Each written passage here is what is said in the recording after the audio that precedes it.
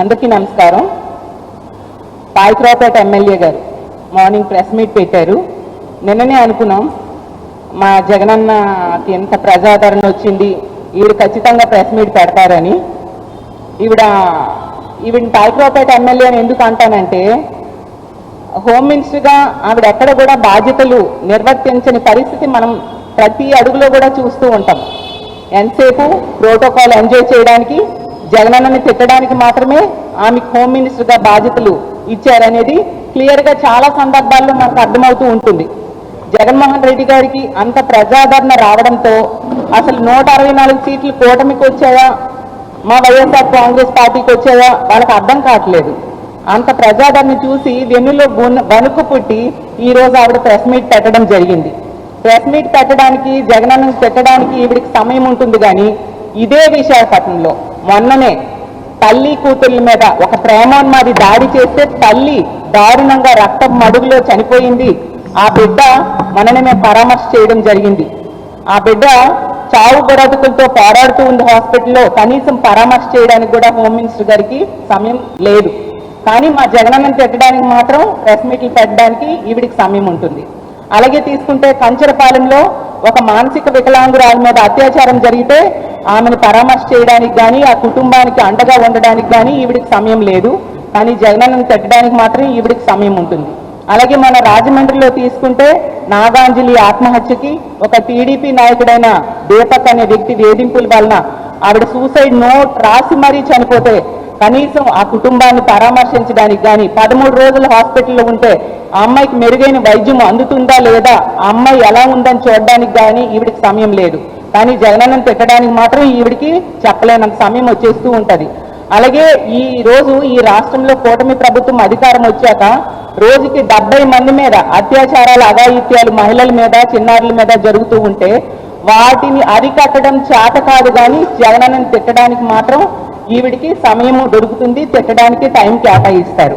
అలాగే ఈరోజు ఈ రాష్ట్రంలో మద్యం విచ్చలవిడిగా బెల్ షాప్స్ ద్వారా ఏరులై పాడుతూ ఉంది. దానిని మాత్రం అరికట్టరు, జగనన్నని మాత్రం తిడతారు. అలాగే ఈరోజు తీసుకుంటే గంజాయి 100 రోజుల్లో గంజాయి అరికడతామని చెప్పి ఈరోజు గంజాయి విచ్చలవిడిగా ఈమె నివాసం ఉంటున్న విశాఖపట్నంలో పెంపకం జరుగుతుంది. గంజాయి రవాణా ఈ విశాఖపట్నం నుంచే జరుగుతుంది. ఆమె నియోజకవర్గమైన పాయకరావుపేట మీదుగానే జరుగుతుంది. దాన్ని అరికట్టడం చేతకాదు. కానీ జగనన్నని తిట్టడానికి మాత్రం హోమ్ మినిస్టర్ గారు ముందుగా వస్తారు. అందుకనే ఆవిడకి హోమ్ మినిస్టర్ పదవి ఇచ్చారు.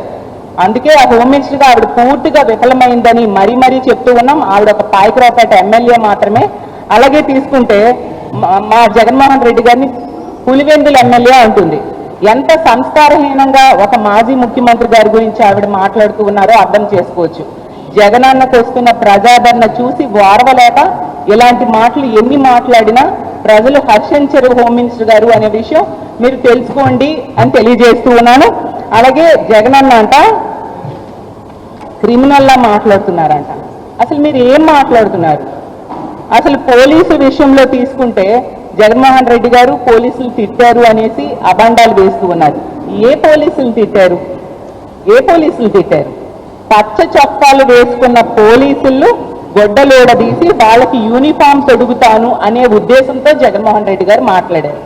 నిజంగా పోలీసుల్ని కక్షపూరిత రాజకీయాలకి వాడుతున్నారు అనేది నిజమా కాదా? ఎన్ని సందర్భాల్లో మీరు పోలీసుల్ని కక్షపూరిత రాజకీయాలకి వాడారు? తునిలో, తిరుపతిలో, అలాగే తీసుకుంటే తణుకులో, త్రిప్రాంతకంలో ప్రతి సందర్భంలో కూడా పోలీసుల్ని కక్షపూరిత రాజకీయాలకు మాత్రమే వాడుతూ ఉన్నారు. ఎక్కడా ప్రజాస్వామ్య పరిరక్షణ కోసం కానీ, ప్రజల రక్షణ కోసం కానీ, మహిళలు ఆడపిల్లల మాన ప్రాణాలు రక్షించడానికి కానీ మీరు ఎక్కడా ఉపయోగించిన పరిస్థితి క్లియర్గా కనిపిస్తూ ఉంది. అసలు క్రిమినల్ ఎవరు? అసలు 85% మంది మీ కూటమి ఎమ్మెల్యేల మీద క్రిమినల్ కేసులు ఉన్నాయి. సో క్రిమినల్ పార్టీ ఎవరిది అనేది మీరు తెలుసుకొని మాట్లాడితే బాగుంటుంది. సాక్షాత్తు మీ తెలుగుదేశం పార్టీని స్థాపించిన ఎన్టీ రామారావు గారే క్రిమినల్ అని ఎవరిని అన్నారు? ఏ నాయకుడు క్రిమినల్ నాయకుడు అనేది మీ అందరికీ తెలిసి కూడా ఇలా ప్రజల్ని మభ్య పెట్టడానికి ప్రయత్నించడం ఎంతవరకు సమంజసం హోమ్ మినిస్టర్ గారు నేను అడుగుతూ ఉన్నాను. ఈరోజు తీసుకుంటే గతంలో తెలుగుదేశం పార్టీ అధికారంలో ఉండేప్పుడు చాలా ఘోరంగా పోలీసుల్ని కక్షపూరిత రాజకీయాలకు వాడుకున్నారు. ఈ రోజు మళ్ళీ అధికారంలోకి వచ్చా కూడా అదే విధంగా రాజకీయ కక్ష సాధింపులకు వాడుతూ ఉన్నారు తప్ప వాళ్ళని ప్రజల రక్షణ కోసం వాడని పరిస్థితి. అసలు గతంలో పోలీసుల కాళ్ళు విరగొట్టింది ఎవరు, పోలీసుల తాలూకా కళ్ళుకి గాయమయ్యేట్టుగా ప్రవర్తించింది ఎవరు అనేది ఈ రాష్ట్ర ప్రజలందరికీ కూడా క్లియర్గా తెలుసు. అలాగే తీసుకుంటే ఐపీఎస్ అధికారుల్ని పేర్లు పెట్టి తిట్టిన చరిత్ర ఈ రాష్ట్రంలో ఎవరికైనా ఉందంటే అది మీ నాయకులకే. లోకేష్ గారైనా చంద్రబాబు నాయుడు గారైనా ఏ విధంగా గతంలో పోలీస్ అధికారులను తిట్టారో మీకు చూపిస్తాను.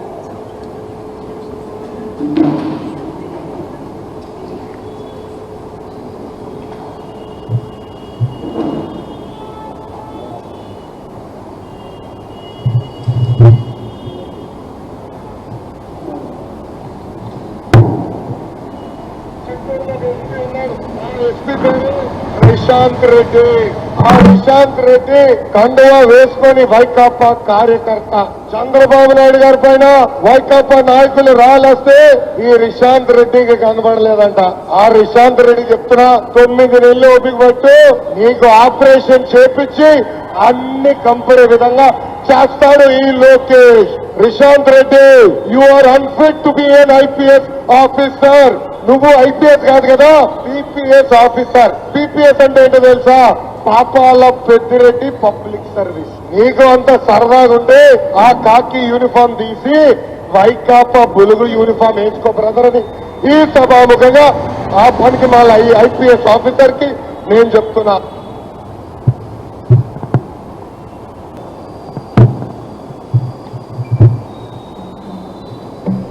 సో ఈ విధంగా పోలీసుల పేర్లు పెట్టి మరి చాలా దారుణంగా తిట్టిన దూషించిన చరిత్ర మీ నాయకుడిదా మా నాయకుడిదా ఒకసారి తెలుసుకొని మాట్లాడితే బాగుంటుంది.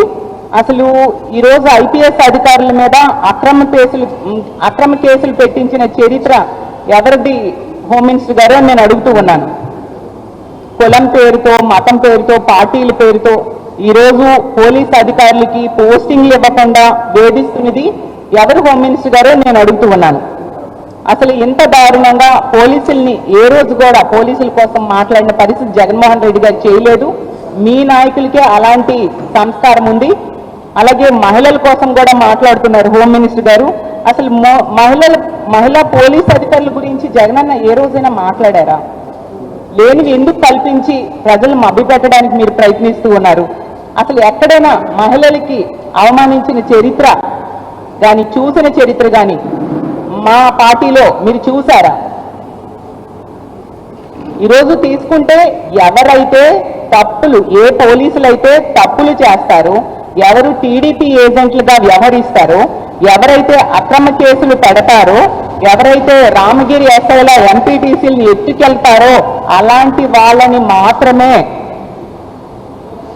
తెలుగుదేశం పార్టీ తాలూకా బట్టలు ఊడదీసి కాకి బట్టలు వేయిస్తాను అనే ఉద్దేశంతో జగన్మోహన్ రెడ్డి గారు మాట్లాడిన విషయం మీరు మర్చిపోవద్దు. ఏ మహిళనైనా కూడా అమ్మ అని మాతృభావంతో జగన్మోహన్ రెడ్డి గారు పిలుస్తారు, అదే విధంగా వ్యవహరిస్తారు. అంతగా మహిళలంటే ఎంతో గౌరవం జగన్మోహన్ రెడ్డి గారికి. ఈవెన్ అతను ముఖ్యమంత్రిగా పనిచేసిన 5 సంవత్సరాల్లో కూడా మహిళల్ని ఆర్థికంగా, రాజకీయంగా, సామాజికంగా ఉన్నత స్థానంలో కూర్చోబెట్టడానికి ఎంతగానో కృషి చేశారు. ఒక మహిళా పక్షపాత ముఖ్యమంత్రిగా 5 ఏళ్లు పరిపాలించారు. అసలు ఈ రాష్ట్రంలో మహిళలందరూ తమ సొంత అన్న ముఖ్యమంత్రి అయితే ఎలా ఉంటుందో అలాంటి భద్రతని, భరోసాని జగనన్న ముఖ్యమంత్రిగా ఉండేప్పుడు ఆ రోజు పొందిన విషయం మీరు మర్చిపోవద్దు అని తెలియజేస్తూ ఉన్నాను. అసలు